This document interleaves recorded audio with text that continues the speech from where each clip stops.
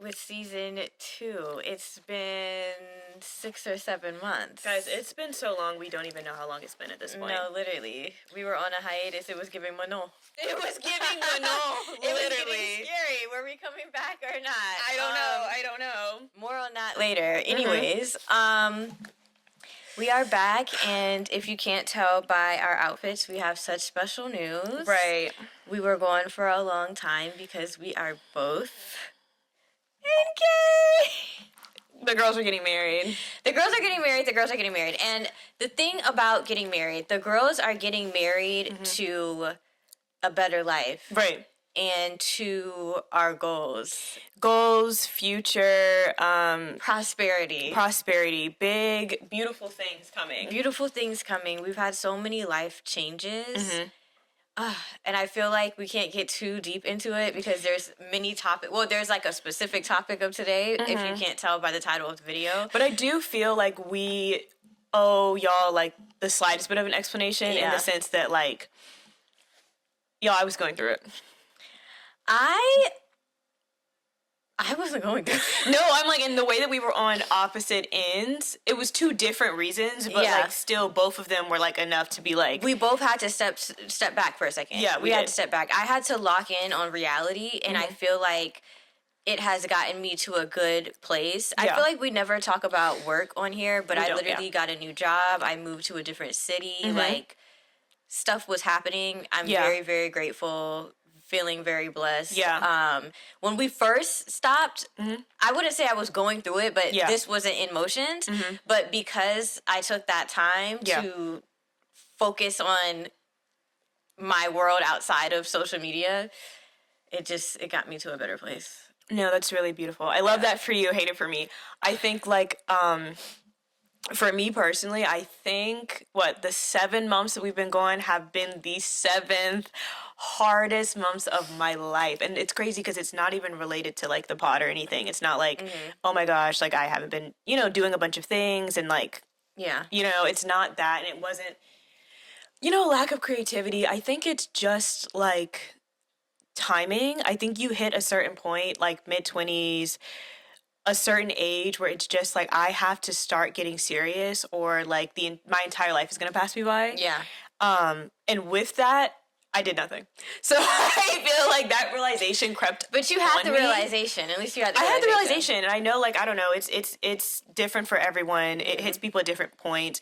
We're at a time now where I feel like people turn 22 and they're like, my life is over. Yeah. So I know that, like, there are variations to this and levels to this, and, like, it could hit you at any point. For me, don't worry about how old I am. It hit me at that last birthday. I was in Puerto Rico. And I'm just like, Oh, you were? I was going to say your last birthday, Puerto Rico. Yeah. No, I was in the Bahamas. Yeah, we went to the Bahamas. We went to the Bahamas for my birthday. And then after the Bahamas, I got a work invite. I'm a photographer, Yeah. I got an invite to cover an event in Puerto Rico. So it was like back-to-back trips. And these places were so beautiful and these trips were so meaningful. But, guys, I was like, I need more motion. So, yeah, that's really just it for me. Yeah. I need to just lock in. I think that's what it is for me this year. So, we're back. And we're back. And we're so excited to be talking about what we're talking about today. Right. I feel like the inner nerd is going to come out of me. I don't know about you guys. I feel like in our past videos, we didn't share that much about our personal lives for a reason. Like, I'm not saying we're about to start yapping about our personal lives. But one thing that is very, like, the pinnacle of my existence as a person is movies. Yeah. And I mean, I have the A24 book, which you gifted me on my birthday, where you write down your movies, write the score. Like, I'm surprised I don't have a Letterboxd account, but I feel like I don't have a Letterboxd account because I feel like everyone on Letterboxd is on there to like hate on people, and I don't want to put that energy into the world. That's true. And I feel like, what did that guy say? He said something awaits for me in the divine for resisting. Something is awaiting for me in the divine for not getting on Letterboxd and like shitting on people's movies. Shout out to him. That was hilarious. Shout out to him because that was real. That was hilarious and that was real. But we have a very special review for you guys today, and we are going to be talking about the movie of the spring, not the movie of the summer, the movie of the spring. Yeah. The drama. The drama. We went to see the drama. Yes, last weekend we went to see the drama. Zendaya, Robert Pattinson, wake it up. We haven't seen a movie on opening weekend in so long. Yeah, that's true. But yeah, we had to get in there.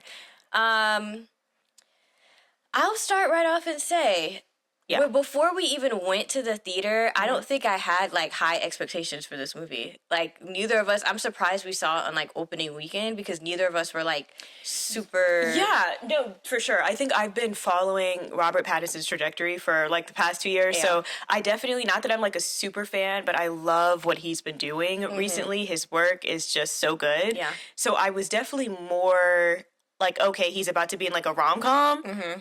All right. I was like, sign me up. And that was the opposite for me. I was like, a rom-com with Robert Pattinson? Like, I don't know. I mean, obviously he gags the girls, but at the same time, I was so used to him being a more serious type movie. Because even his character in Twilight, yes, it was romantic, but it was a serious...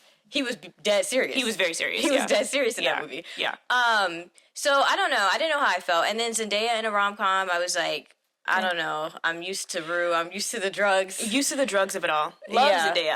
I think it wasn't like, okay, just because these two people are in it, this is going to be the best thing ever. Yeah. And I think that's the point. Because I feel like a lot of people were saying it was going to be the best thing ever just because of those two. When the movie flyers first hit, I was like, I'm not seeing this. Yeah. Like, it isn't... I think it wasn't until they were like, okay, it's going to be a twist, and it's like, okay. It wasn't until the actual preview came out where it was, like, showing that twist, and the girl from Haim, Rachel, like, her character in the preview, when she was like, how can you still marry her? Yeah. I'm like, and what is it going to be? What's going to be, yeah. So, I mean, shout out if you guessed the plot twist. Oh, also, spoiler alerts. Don't watch this if you haven't seen the movie. Yeah. That's just, I don't know. But if you were able to guess it ahead of time, like... I don't think anyone did. I don't know. I feel like some people were like, okay, maybe... Or maybe, like, they thought it was going to, like, involve, like, something, like, violent. I feel like... What did you think your guess was going to be? Or, like, what it was, you know?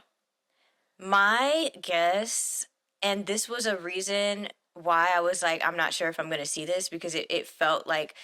I just didn't imagine that they were going to say something to that extent. Yeah.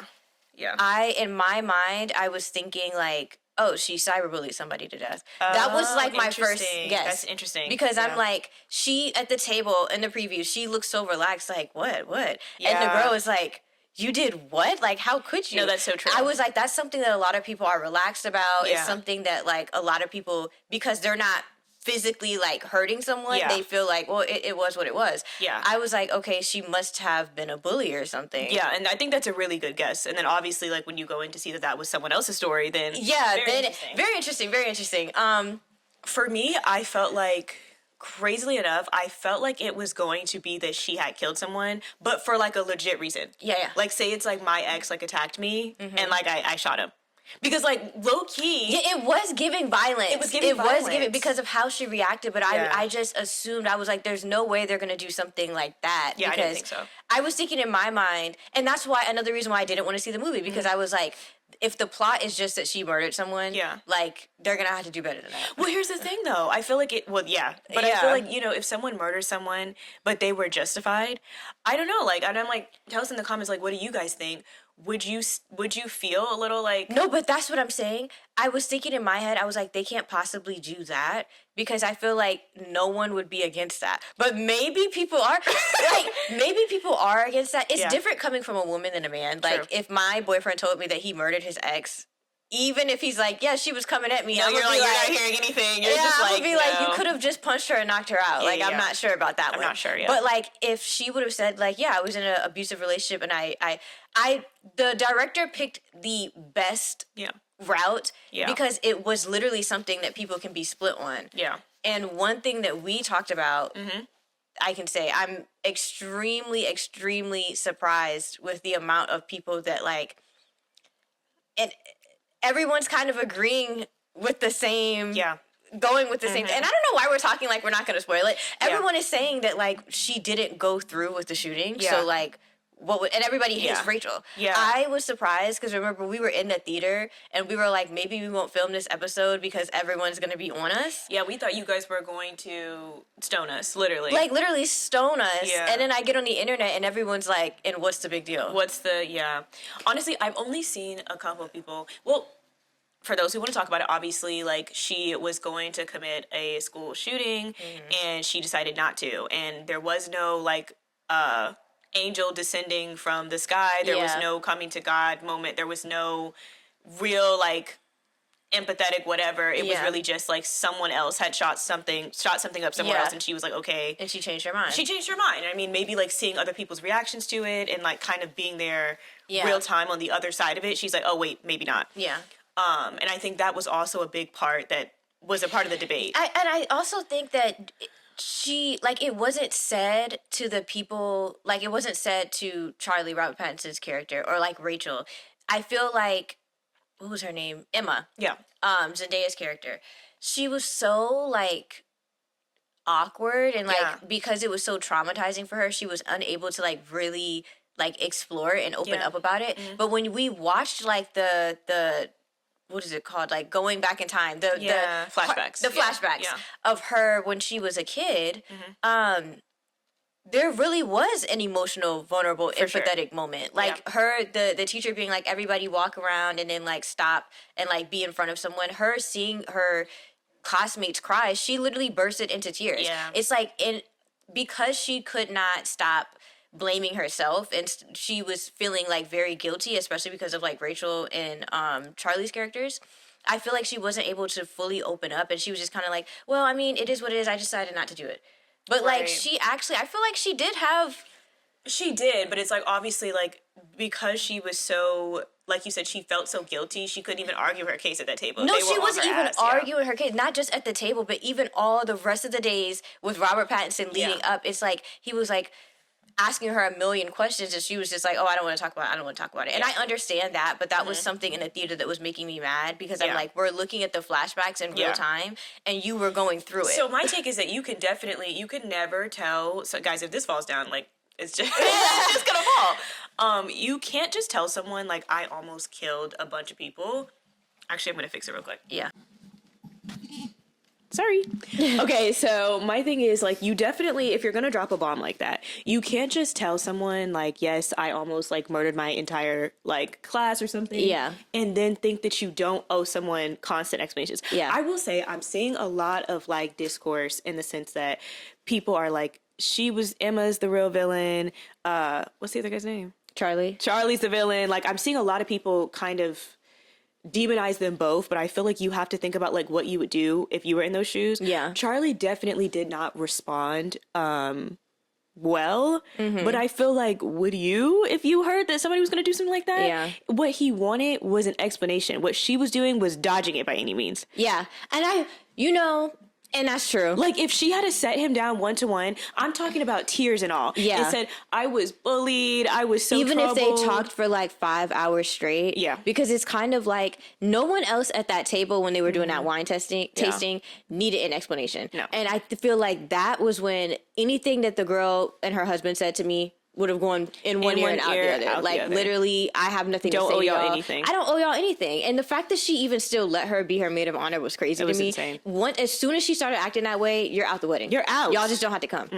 But when it comes to Robert Pattinson, I do think that his character spiraled in a way that was kind of crazy. Yeah. However, like you said, I feel like, and this is like the only negative thing I can say about Emma, because I was team Emma. Yeah. Personally. Yeah. But girl, sit down and explain to this man in detail how you were feeling at that time, what the thought process was. Ooh. Like, she just kept dodging it. She was like, well, I think I like the aesthetic. So, or like, it wasn't just one thing that they said to me. They were kind of bullying me. Yeah, it was two kind of thing. It's kind of like she never would open up about it. And he's genuinely trying to figure out, like, is this something that you would do today? And I think, like, you have to understand as well is that obviously there is a difference between, like, things happening in the US, things in the UK. Like, there is that stark difference. They don't be shooting things up. So that's one thing. That's the shock value. But also, I think people respond better when they feel like they can understand why you did or didn't do anything. Yeah. I think for her, what we get to see as the audience, we get to see that, like, okay, the sign of her mom leaving money for her on the fridge. Yeah. And we get to see that in all of her flashbacks, she was alone the whole time. She was alone. She was in her house alone. There were Exactly. guns just laying around. There were guns laying around. Clearly, she's being neglected. Clearly, like, she's being pushed around a little bit, teased at school. It's not that it was necessarily personal. It seemed like she moved multiple times. Exactly, in her life. exactly. Like she it didn't was have giving anyone. a kid on the edge. Yeah, but I don't know if I'd say on the edge. Maybe not on the edge, but alone. it was giving alone. With and too it much was time. Too much time. A kid that didn't know how to deal with their emotions. But I'm saying, didn't have anyone to talk to about it. It's all of those things, but then he's asking her and she can't give a concrete reason. And Yeah. it just, that part was confusing because I'm like, she could have at least said, or like maybe in the context of things, this is like showing little Yeah. parts of their conversations, but maybe it's implied that she did tell him that I was alone all the time. And that's just No, something it wasn't that, implied. I don't think it was. He didn't know anything about her. He didn't know The thing nothing that about her. got me about him, though, is that I feel like I understood where he was coming from at first when he was panicking, but the thing that made me dislike his character was the way that he started almost telling everyone in his life oh, he couldn't what not do that. she did. Yeah. It's kind of like, if you're going to stay with this person, you need to figure it out yourself. And you need to actually sit by yourself. Yeah. And what's crazy is that his best friend, Rachel's husband, also knew. So it's like, if you want to talk to somebody about it all day, then keep texting him, keep calling him on the phone. Yeah. But like, talking to the girl at his job, Yeah, that was crazy. and like spinning out the way that he was, it's kind of like, now everyone, by the time he told her that, she's going around at the wedding, like talking to other people Yeah, about it's it. Like, awful. It's just awful. It became a nightmare for the both of them. It became a I will night- say though, did you guys see that scene where they were getting those pictures taken, and then he like looks at the girl at the desk or whatever? Yeah. What was that? What was that? What was that? Yeah, What was that? Because I'm like, that was weird. I That thought gave it me was weird. villain. And that's it. It was just the downhill of it all. Because you hear something about her, and I'm like, not And too you much. immediately are thinking like, now But I you're need gonna leave to her, and then because that's what I'm saying. I think there's also like what's really important in this story is that because she had been through something, she didn't just walk around assuming that everybody around her was so virtuous. Yeah. Right. What bothered me the most about Charlie is that he saw Emma as this perfect, innocent, empathetic person. We can even see it in like the notes, like certain parts of his speech where he's Yeah. like, she would cry for this. I mean, it's easy to make her cry. She's so caring. The second she has a single negative trait, I don't know who this person is anymore. It's like I can't even be around her. I can't be in the same room She's as her. so She disgusting. came upstairs. You've been dating her for this long and never been afraid of her, and now she comes in the room like with a knife that she's obviously using to do Yeah. something else in Yeah. the kitchen, and you're scared she's gonna stab you. If she wanted to stab you, she could have stabbed you a year ago. Yeah, she could have stabbed you. You know what I'm saying? If she was that evil, and then throwing away that mug with the gun on it, that's not like that. He was mortified. He was really mortified, but I like think he you said, was not mortified necessarily by Emma. I think he was mortified by the thought that he got it wrong, that he couldn't see that on Yes, her. I think yeah. that was more important. but see what? I think it was Yeah. more so mortified by the fact that she wasn't perfect. Yeah, that's so real. He was literally mad at the fact that she wasn't exactly who he wanted her to be. Mr. Cyberbully. Mr. Cyberbully. Because that would have because sent me let's get running into for the that. hills. That would have sent me, especially because then he's like, I mean, they moved, so. And he's like, I mean, it could have been a coincidence. Yeah, I guys, don't know. there's nothing funny about that. I mean, he said that so Oh relaxed. he said it like it's a joke to this day. And like I've been seeing, God. and not trying to have like, I felt this way when we were watching it, and then to see other people say it online, I'm Yeah. like, in period, every other person at that table Yeah. actually physically harmed somebody. Yeah, like, I mean, it's true. led someone to physical harm. Like he bullied that person, cyberbullied them. They had to move. Yeah. Who knows if that kid is still alive at this And moment. he wouldn't care, clearly. And he wouldn't Yeah, care. he wouldn't care. She locked a special needs child in a hot RV That was the worst one. in the closet. That was crazy. And then left and then let the cops in the whole neighborhood spend a full day looking for him, knowing that you know where he is.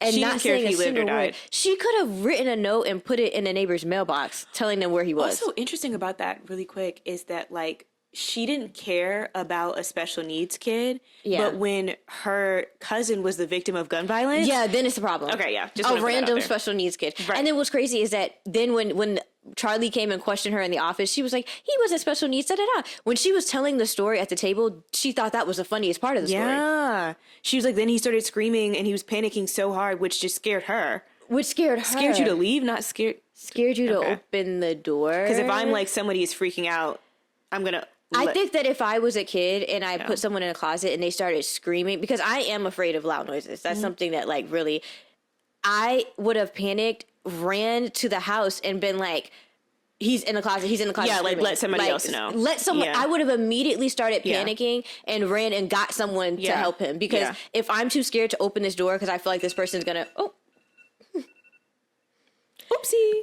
because I feel like this person's gonna like beat me up if I open the door or like do something to me, I'm just gonna run and get someone else to open the door. Yeah. She was just a terrible person.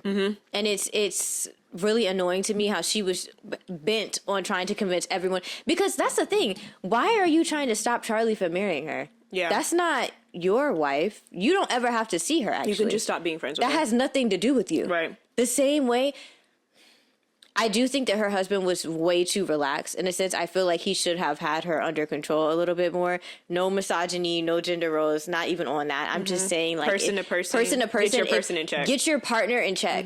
Get your partner, your girlfriend, your boyfriend. Handle it. Handle it. Literally. Like, she was going off, even getting drunk and still doing her speech. He was sitting right next to her and he didn't tell her to sit down. The thing is that what we do know is that she secretly hated Emma the whole time. She did. That was a fact. Tell, I could tell, at least from that first scene when they were, Emma and Emma's boss and her were like all at lunch or something like that, and Emma was talking about how she's never had a crush before. And that just made her so mad. Why does she that was bother like, you?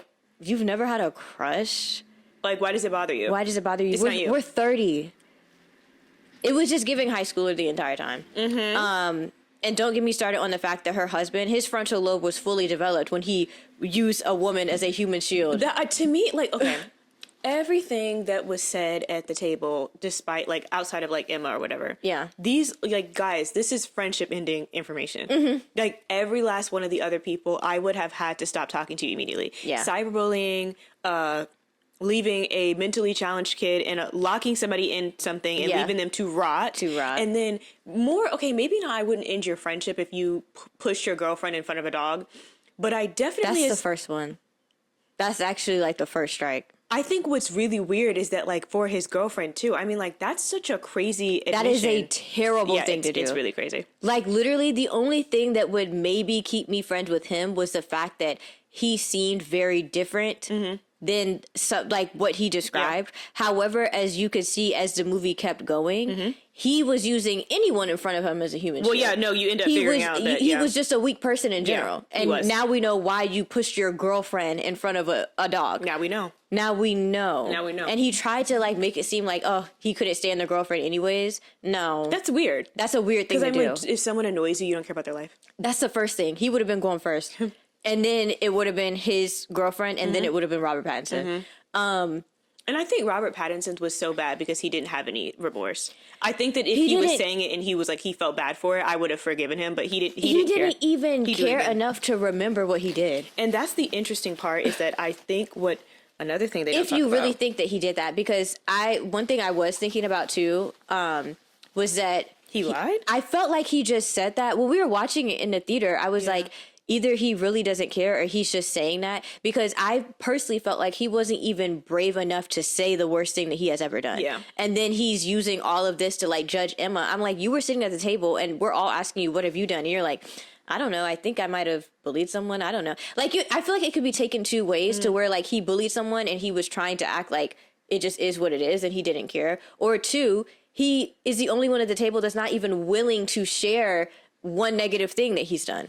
Maybe so. I mean, that's definitely true. It got to a point where he was the one that was like really not trying to give anything. Any information about I don't know. I anything. think the fact that you could even willingly share, even as a joke, that you bullied, like the lie itself still told something about him, because it did.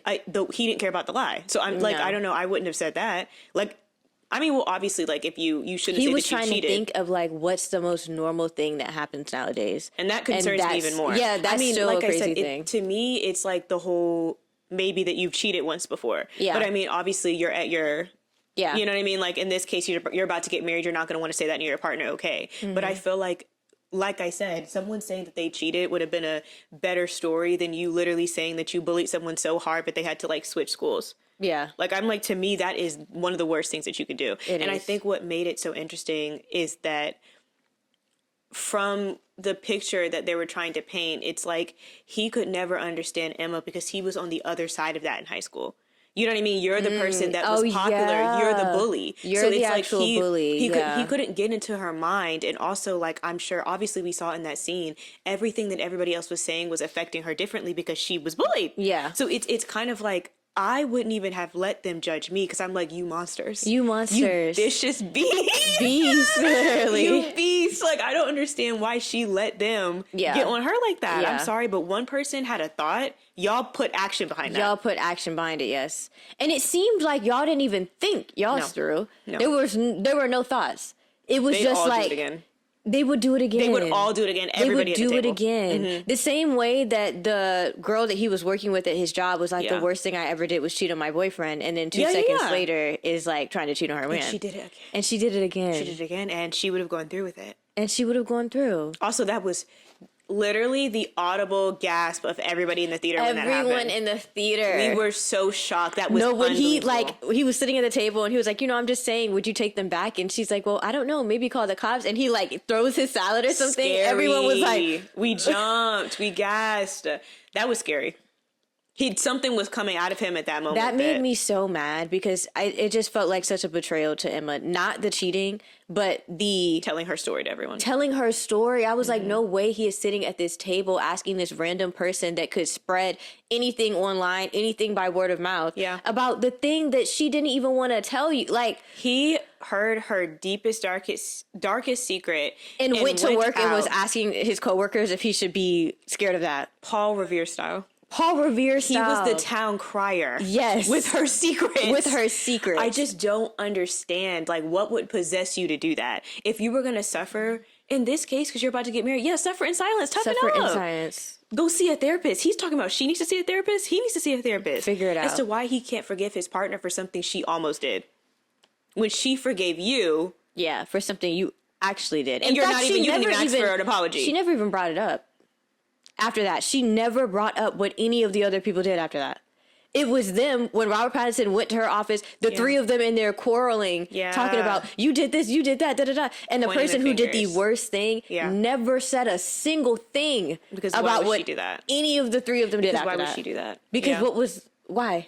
I don't know. This was definitely, overall, a really good film. Yeah. But they knew what they were doing. They knew we were going to leave that theater. Yeah. We were going to talk about it. We were going to have to see what everybody's saying. And that's the thing. When I Googled it, when we were thinking about making this episode, I was in my research bag.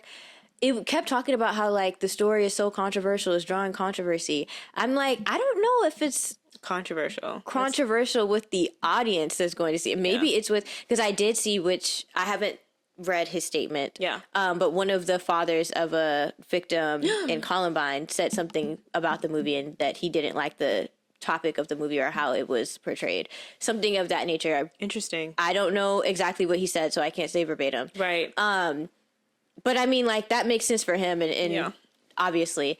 But I feel like most people who went to go see the movie, I'm not saying that everyone is like so happy for Emma or whatever, but like, I feel like most people have that same reaction of like, why was Rachel reacting that way? Why was Charlie reacting that way? Yeah, I think like, I don't know. I saw something as well. I don't remember what it was on, but they were talking about how they felt like to a certain degree, the movie, like not really made light of school shootings, but like this is like a really deep topic. And they kind of did it for like rage bait or just to get people talking about it.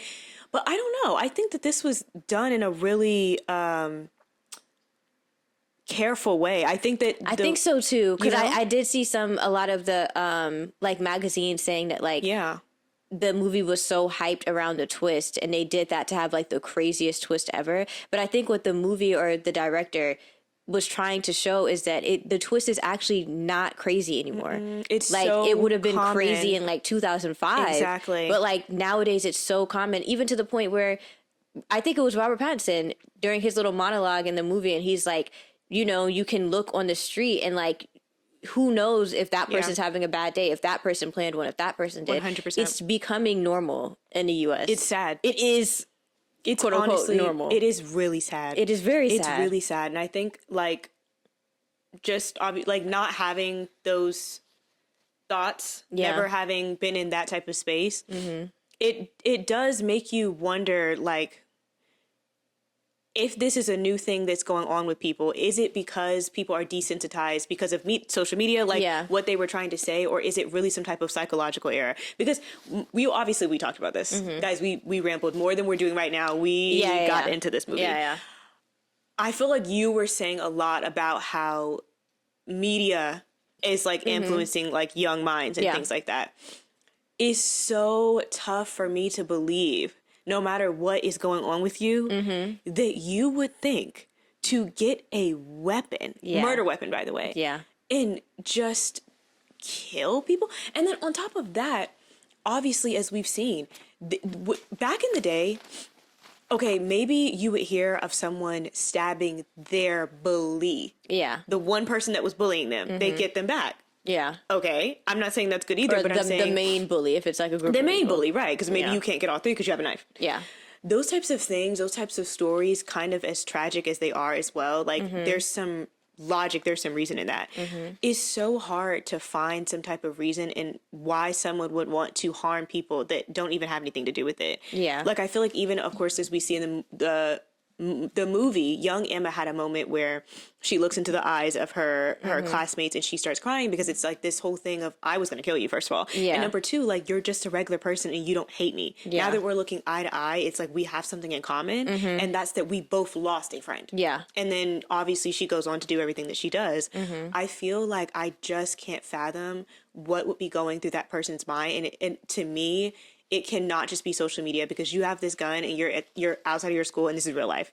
I think there has to be something But else. I feel like that's how the movie made the difference between people like Emma and people who actually go through with it. Genuinely, because as someone who has the argument of like Emma being like a fickle hormonal teenager.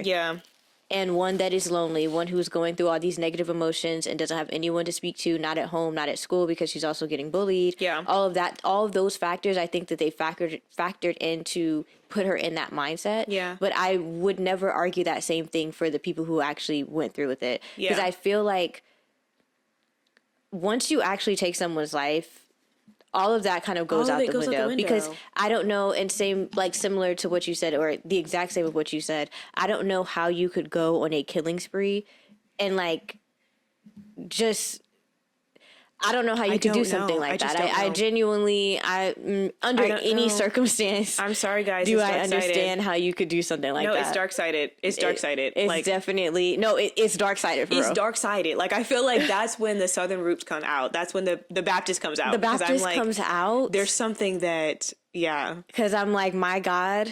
Come on. My God would never. You were possessed by the spirit of Baal. No, because then it gets like really, it starts getting. It's giving demonic entity. It's giving that something crazy possessed you in that moment, because I just don't understand. I wouldn't even credit it to like something crazy. It just gives it like, you're just here to steal, kill, and destroy. But that's what I'm saying. But crazy. I mean, like, I don't know if something is on you. I don't know if that's just you, though. You're the thing. You're literally the demon, thing. You're the thing. No, that's so real. That came to steal, kill, and destroy. And hey. I don't know. I just think it's obviously like, for all the people who have been through that or know someone who has suffered from like, gun violence and all these things, like it is just really sad. And it makes me question more, because I feel like everyone who has the same opinion as us are people who maybe don't know anyone who has passed like in an incident like that. I feel like, same as obviously that father spoke out of how he felt about it, but I wonder how the people who have been in that situation or who have lost people from that situation felt about the what movie. They're thinking about the movie. I think it's always good. Correct me if I'm wrong. It's always good to learn how to develop some type of sympathy for people, or maybe like empathy, because I think that the other way around, or like the absence of it, is not going to get us any closer to an answer. But I think at the same time too, like, we're not talking about someone who actually did something. Yeah. I feel like that's what, if she actually did it and for some reason she claimed like she was like mentally ill and like that was her defense and she got out of jail. Yeah. And it got, you know, now she's in a new country. Nobody knows that she did that, right? Yeah. That would be a whole different story. That would be crazy. I would be like, get her banned. That would be Literally, crazy. I would hate that. I would be like, okay, she's No, a like if villain. she said that at the table and been like, and then, you know, I got out of jail because of like how young I was or like beat the charges in whatever way. Yeah. She would have actually had to die right there on the spot. Yeah, yeah. Or maybe I would have been screaming and running. Like, I feel like that's just like, at that point, you're a psycho. No, like I'm in fight and flight mode and like I'm looking at you and I'm like, You're looking at everybody else like, we're about to jump her. we're about to jump her. We're about to jump her, yeah. No, because no, like, no, actually, yeah. see, that's what I'm saying. I think it's kind of like, I don't know. I think it just all like hangs on the fact that she didn't actually do it. It all does. And I think it's just like, guys, people are just mentally ill right now. They really are. And like, the thing is, like, you know, thank God she didn't do it. Thank God she didn't do it. And then she joined the I mean, there really are a lot of people who are contemplating because in the great words of Wendy Williams on that one of her episodes when she was like, clap if you ever wanted to kill someone, and everyone in the audience started clapping. I don't remember that. You've That's never so seen that clip, but she's crazy. like, clap if you ever wanted to kill somebody. That's crazy. And everyone clapped in the Okay. That's crazy. Some of y'all want to kill y'all bosses for much less. Yeah, that's so true. Some of y'all just hate that your boss actually wants you to come in to work on time and wants you to do your job correctly. And if you had it your way, they would have been dead. They would have been dead. They would have been gone. Yeah. That's So, really hey. crazy. Yeah, no, I mean, yeah, I didn't like the part where she ends up joining the anti-gun. You said you didn't like it? No, because that definitely pissed me off. I'm like, girl, quit playing. At that point, I'm like, now you know that you like those videos, and if somebody found those videos, but I think in the sense that that was very like middle school, high school, whatever, however old she was. I think she was very 15. teenager. But I think that just teen went thing to to do. show that like Yeah. there was no actual commitment or dedication to that thing. Yeah. It was more so of this was a thing that this teenager found, this emotionally vulnerable teenager. They ran across this. The same way that boys, young boys now, teen boys are running across like red pill content.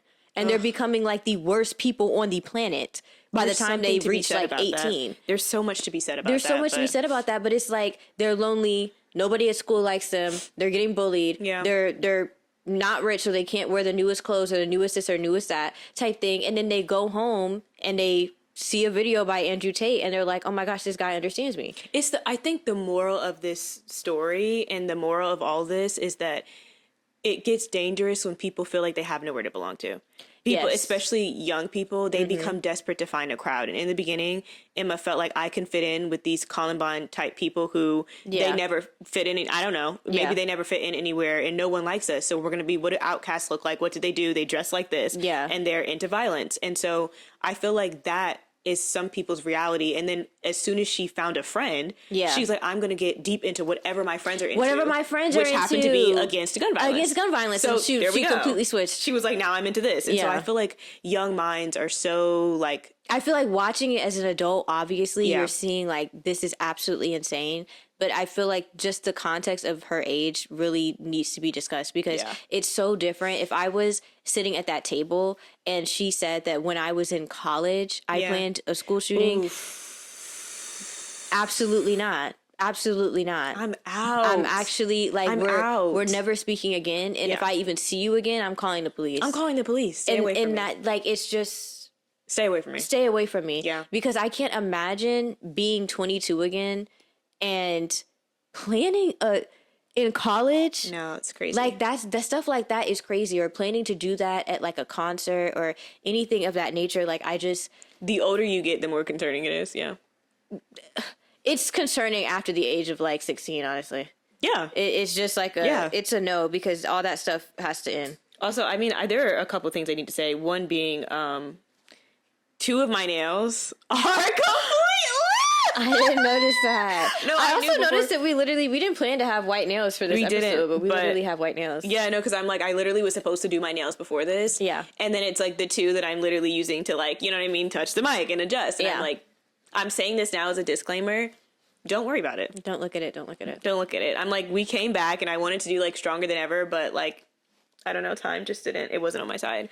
Last thing I want to talk about when it comes to this movie. Yes, go When ahead. it comes to this movie, the ending. I thought this when I was in the theater, but then I was like, maybe I was wrong. Do you think that that was real at the end when she came into the diner and started talking to him? Yeah, I think so. Okay, because I was thinking that he was like hallucinating, because when he first saw her, it was like he saw like an orange jacket like walk past. Yeah. And I was like, was that real, or is he just like wishing that this is how it ended? No, I think it was real, only because up until this point they hadn't really showed us that yet, his mental decline getting that bad. Yeah. But also I think it was just they were doing that. It was more of a director thing to kind of show like reintroducing this person in passing in the way that like how it was in the beginning when he saw her. It's kind of like, you remember in the beginning, like they're zooming in, headphones, book, da da da. I think this was one of those shots where it was just kind of like, I don't know. I don't know if I'm convinced that that actually happened. It did happen. It could go with the narrative. Like, he did all of that to her and she still forgave him at the end, and just proving that she's a better person than he could ever be, 100%. Even after having like planned that as a child. Yeah. But at the same time, it's like, I don't know. I think that she, realistic to the story, she definitely would have given him another chance. But it was one of those types of things that she had almost done something horrendous. He did something horrendous by cheating and ruining her wedding. Yeah. Now they're on even ground. So now I think it was that type of thing where it's like, they were never on uneven ground. He just had her convinced that they were on uneven ground. I mean, hey, but it was something that you can't blame him for, like, for that disturbing him, but you can for the way that he went about it. Yeah, I can't blame him for him being disturbed. Like I said, I didn't have a problem with his reaction until he started telling everyone in his vicinity 100%, about 100%. what happened and like what she did. But she didn't just say, because I think it did happen because it was something that she had already brought up earlier. Yeah. Where she's like, let's start over, I'm Emma. But that's what it could have been, his imagination of like, this is what she would say if she came in the diner right now. I just think that there was just no point in doing that. I feel like you're getting into like different types of movies, girl. This is not I'm just Christopher saying, Nolan. like, I mean, it's very A24. It's very A24. This was not that. This was not given that. There was no secret plot twist. It was revealed in the movie. Like, it was none of that. Well, I mean, hey, it was good. I'd love to see that duo together again. And you're gonna see them again in the Odyssey. In the Odyssey and in Dune. And in Dune. And in Dune. So if I watch it. If you watch Dune. If I watch Dune, I probably won't. But okay, so guys. yeah, that's our tea on the movie. I wonder what you guys think. Let us know. Obviously, let us know just overall what you think about the movie and which characters you liked, how you felt about Emma's secret. But even more so, let us know if y'all feel like that ending scene was real, because I feel like it wasn't. Every time. Yeah, I feel like I mean, yeah. I don't even know. I don't think that's something to me. I feel like that's the way that you're the something first person that's making this theory. Because I saw somebody else say the same thing, and I'm really? like, only one other person know. And I was like, No, you're such a paranoid movie watcher. no, I'm not paranoid. I'm just literally thinking, like, did that happen? Did it not happen? Because I swore when we were in the theater, I was like, that was not her that just walked past. And then she just walks past him in the diner, comes and sit at the booth. Like, I don't know. I mean, hey, and it's also the diner that they said they were going to go to after they got married too. So I mean, it is. It was a bunch of things that point to it, but I see what you're saying. Yeah. I feel like just in the mental hazy state after being beaten senselessly. beaten and battered. Yeah, and maybe bruised, and also drunken. Yeah, in a drunken state. But yeah, guys, this was so fun coming back. I hope you guys liked the start of season 2. We have a lot more things planned, and we're going to try our hardest to get some more episodes in to make up from the 7 month. No, 100%. I feel like we're in such different like mind spaces now. And I feel like, I don't know, even making this episode feels like cathartic. It feels cathartic in a way. Like, we've just been away for so long, but there have been so many changes. And I feel like we had to come back with this episode just because like the drama is fresh on our minds. But like, we just have so many other episodes planned for you guys to like share more about what we're going through, but then also just to talk to you guys more about how we feel. Yeah, I know, that's so true. Yeah. Also, like, this is really random, but guys, if you've only been seeing like this half of my face, I'm sorry about that. There's like something on my shirt and I don't want you to see it. So I just want to point that out. I'm like really realizing, I'm like, no, I've literally been at a full like 90-degree angle, and I'm like, now I'm like, I can see you guys again. I'm like, this is